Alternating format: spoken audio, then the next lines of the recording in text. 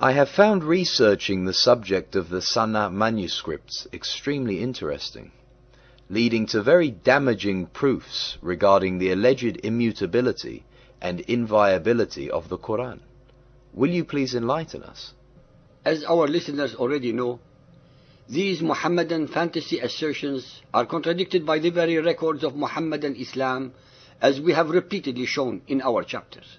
The Sana manuscripts actually put the final nail in the coffin of their deception, as I shall now demonstrate.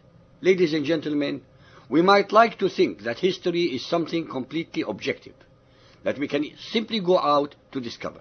The ideal situation is when our opinion of what had happened conforms fully to what really did happen. Unfortunately, in reality, we are hampered by several factors, such as sparse information often gives us a partial understanding, or our sources may be biased, mistaken, or misinterpreted, or the depth of our historical knowledge may help or hinder in interpreting the evidence. Most relevant of all is the fact that our preconceptions are hard to shake off, and it is easy to read into sources whatever we want to be there. Often, we have a vested interest in a particular conclusion, and this is rarely seen so acutely as in religious beliefs. It simply isn't acceptable to disprove one's own beliefs. Unless we look at the Quran allowing that it may be correct, we may as well not bother. Humans have an uncanny ability to prove in their own minds that which they want to be true. There are three main categories of historical sources that should be addressed. The first is manuscript support. This helps us to see if the present-day works accurately reflect their original texts. The second is other written sources. These may take the form of inscriptions or documents that give us insight into the period concerned. The third is archaeological data confirming that a particular town, for example, was in existence at the time claimed, or the approximate date of its construction or destruction in battle. We have so far shown in our series, based entirely upon the Muhammadan records themselves, the falsehood of their common assertion that widespread memorization of the Quran proves its authenticity.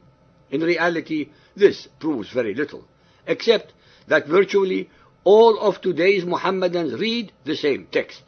This reveals nothing to us of the actual events of 7th century Arabia. We are informed by the hadiths that Abu Bakr was the first to collate the text of the Quran into one codex soon after Muhammad's death. This is said to have been passed on down to Umar, then to Hafsa, daughter of Umar and wife of Muhammad. At the time of Uthman, we are told that the Muslims of Sham and Iraq had divergent recitations of the Quran.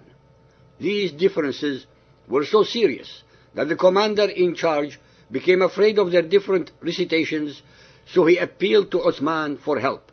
Uthman got the codex from Hafsa and directed that perfect copies be made. Then we are told Uthman sent to every Muslim province one copy of what they had copied and ordered that all the other Quranic materials, whether written in fragmentary manuscripts or whole copies, be burnt.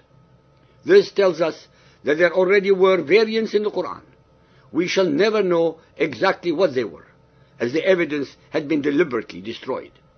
Muhammadans invariably make up the unsubstantiated excuse that the differences were simply those of voweling, not the consonantal text. This is their uncorroborated conjecture to close the subject, especially since the earliest manuscripts make it clear that vowels were not included, and there was even a lack of the markings to distinguish between different consonants. Therefore, these differences must have been important enough to show up even in a primitive consonantal text. The next question to ask is whether we have any of Uthman's perfect copies. Muhammadans often brazenly declare that there are two. One in the Topkapi Museum in Istanbul, and the second in Tashkent, Uzbekistan. However, most scholars disagree since they date them to the 9th century. Indeed, non-Muslim scholars in general hold that the oldest complete Quran is the Ma'il copy in the British Library dated to 790 AD. In 1972, one of the most important finds of Quranic manuscripts was discovered in the ancient Great Mosque of Sana'a, the capital of the Yemen, while the building was being restored after heavy rainfall. They were hidden in the loft in a bundle of old parchment and paper documents. They were nearly thrown away by the builders, but were luckily spotted by Qadi Ismail al-Aqwa, then president of the Yemeni Antiquities Authority, who saw their importance and sought international assistance to preserve and examine them. Al-Aqwa managed to interest Dr. Gerd R. Puin, a renowned Islamist at Saarland University, Germany, who was visiting Yemen for research purposes in 1979. He is also a Semitic philologist who specializes in Arabic calligraphy and Quranic paleography. Puin, in turn, persuaded the German government to organize and fund a restoration project. The restoration revealed that some of the parchment pages dated from the 7th and 8th centuries, the crucial first 2 centuries of Islam, from which very few manuscripts have survived. Dr. Puin asserts that this is not one single work that has survived unchanged through 14 centuries. It includes stories that were written before Muhammad began his ministry and which have subsequently been rewritten. He says they shed new light on the early development of the Quran as a book with a textual history, which contradicts the fundamental Muhammadan belief that it is the unchanging word of Allah. Puin's conclusions have sparked the usual angry, malicious and threatening reactions from Orthodox Muhammadans. They have said, "I am not really the scholar to make any remarks on these manuscripts," he said. So controversial are his findings that the Yemeni authorities, typical of Muhammadan reaction in such matters, have denied him further access to the manuscripts. The Sana'a manuscripts are considered to be the oldest surviving copies of the Quran.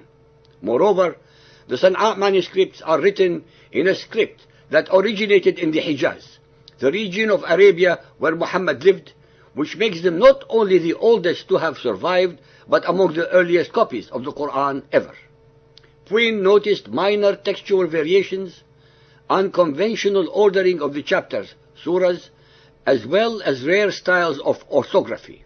He also noticed that the sheets were reworked. That is, some of the manuscripts had versions written even earlier that had been washed off or erased and then re-scripted. This obviously indicates that there was still considerable textual modification since the time of Uthman. They also show significant variations from the text used today. Whole sections are missing and added to with a much later hand.